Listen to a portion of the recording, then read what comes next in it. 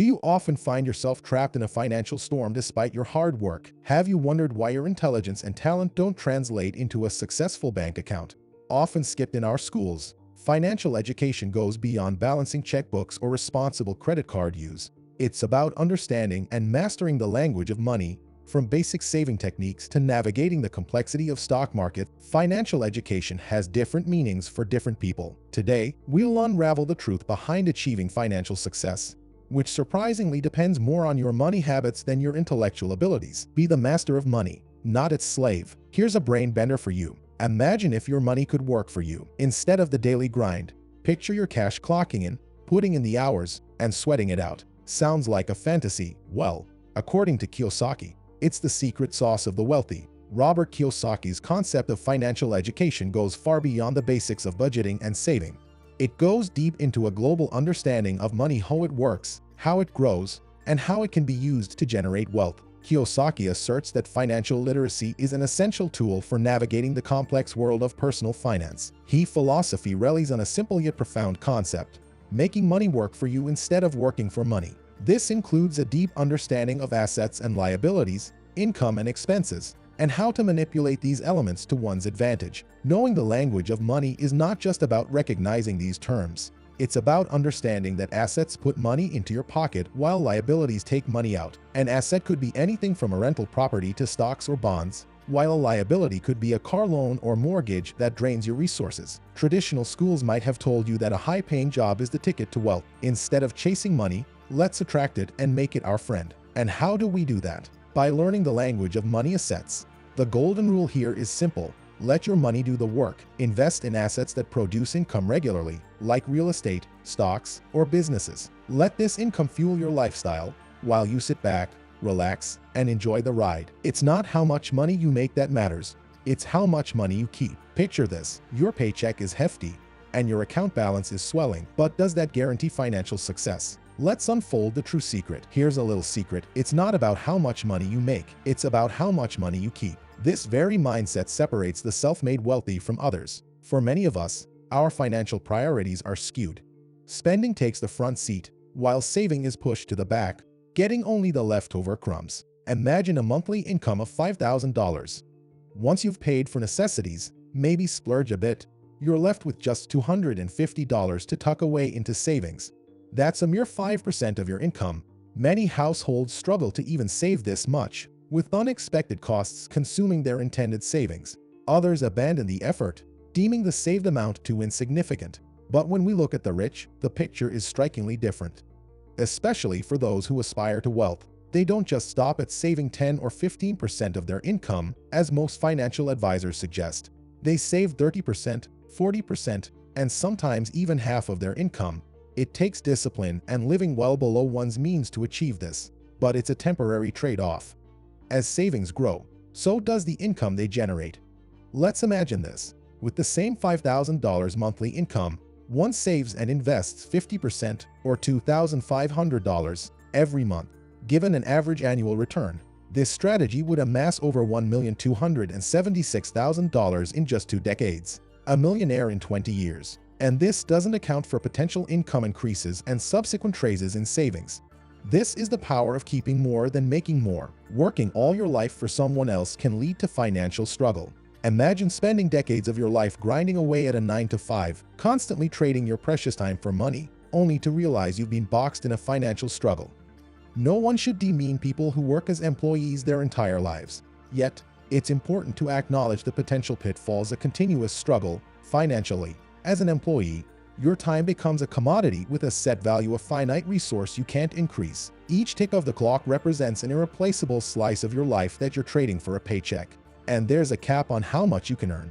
But here's the catch: your paycheck is always going to be less than the value you add to your company. Imagine you generate $50 per hour for your employer, but you only pocket $25.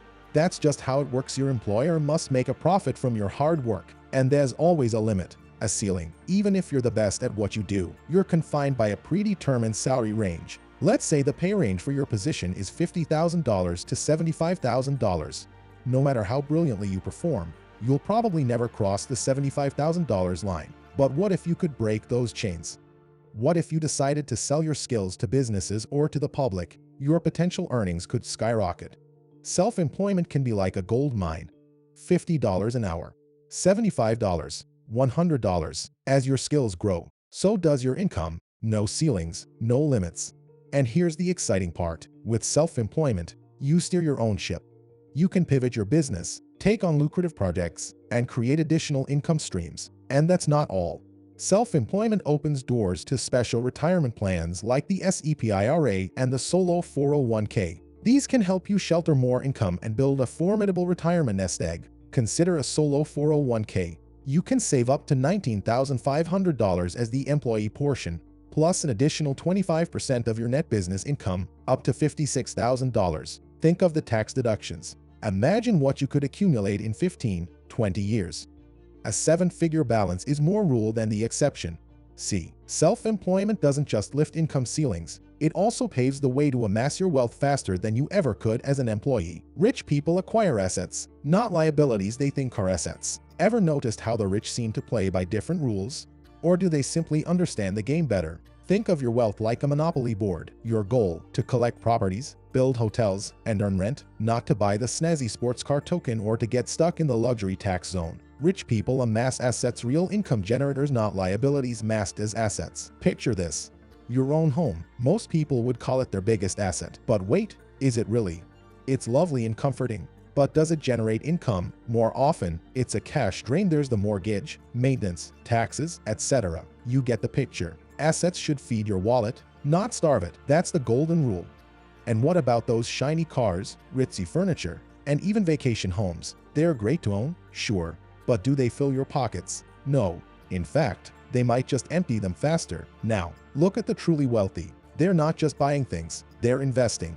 Their portfolio, stocks, bonds, income-generating real estate, businesses, and the like. They grow in value and spin off cash. No, that's an asset. Wealth isn't about appearing rich, it's about being rich.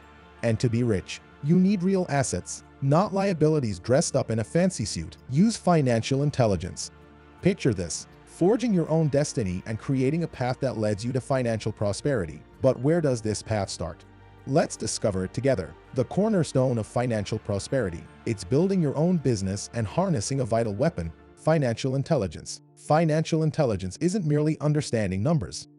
It's the key to unlocking profitable opportunities, finding imaginative answers to financial hurdles, and broadening your fiscal possibilities. And how do we kindle this financial intelligence? By nurturing key skills. Learning the art of investing means allowing your money to do the hard work for you. Mastering budgeting means efficiently directing your finances and making informed spending decisions. Commanding your financial management means overseeing your income and expenses and making every dollar count. And remember, you're not walking this path alone. There's a wealth of knowledge available, just waiting to be tapped. Gain insights from seasoned financial experts. Dive into books bursting with financial wisdom, or utilize the endless online resources to sharpen your money management prowess. So gear up, take the reins of your business, enhance your financial intelligence, and watch as the gates to financial success swing wide open. Solving challenges. Robert Kiyosaki once said, "The primary difference between a rich person and a poor person is how they manage fear." There are 5 major roadblocks to financial freedom: fear, cynicism, laziness, bad habits, and arrogance. Nobody, rich or poor, enjoys losing money. It's a phobia, much like the fear of snakes or heights. The key: learning to take risks early on. Imagine you're a Texan cowboy. You might win big or lose big, but the trick is to wear that loss like a badge of honor. You see, losing isn't the end. It's a stepping stone towards victory. Just like learning to ride a bicycle, falling is part of the journey. Before becoming rich, many had lost money. The fear of loss is often greater than the joy of winning. Losers allow defeat to overtake them. Winners, on the other hand, let losses fuel their fire. Yes, you can despise losing without fearing it. Most play it safe, investing in low-yield mutual funds.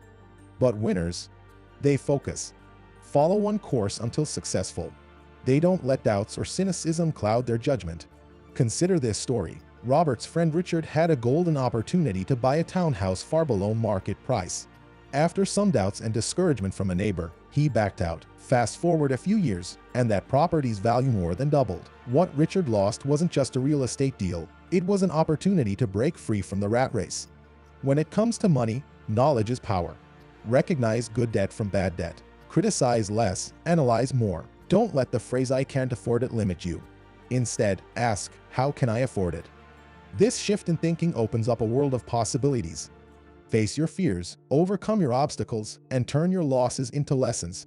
Remember, what you know can make you money, but what you don't know can make you lose money. Thinking differently can make you rich. Do you perceive yourself as an employee, a small business proprietor, an investor, or a tycoon at the helm of a massive corporation? Kiyosaki's intriguing cash flow quadrant enlightens us on how our positioning, fueled by our mindset, can drastically shift the needle on our wealth. Picture yourself at the center of a compass, with the cardinal points representing the employee, small business owner, investor, and big business owner. Now, ask yourself, where are you pointing? Many of us are tuned to the employee or small business owner mindset, trading time for money, assuming the arduous task of manual wealth creation.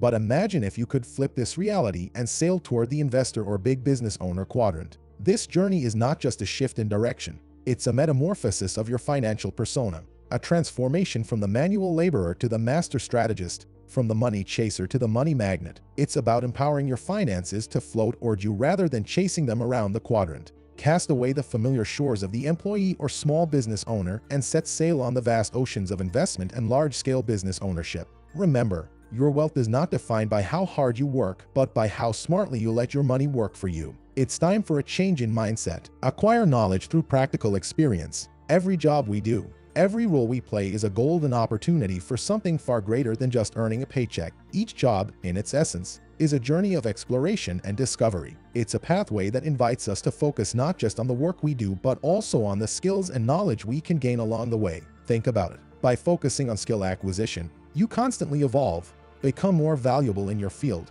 and open the door to new opportunities. And let's not forget the wealth of knowledge we can absorb from those around you as our colleagues, our mentors, and other professionals in our field. Next time you find yourself at a career crossroads, remember to choose not just a job but an opportunity to grow, to learn, and to become more than what you were yesterday. Because ultimately, the skills you learn today are the building blocks for the opportunities you will have tomorrow. Remember, every step you take and every job you undertake can be a stepping stone toward your dreams, and that's your true success. Keep learning and keep growing.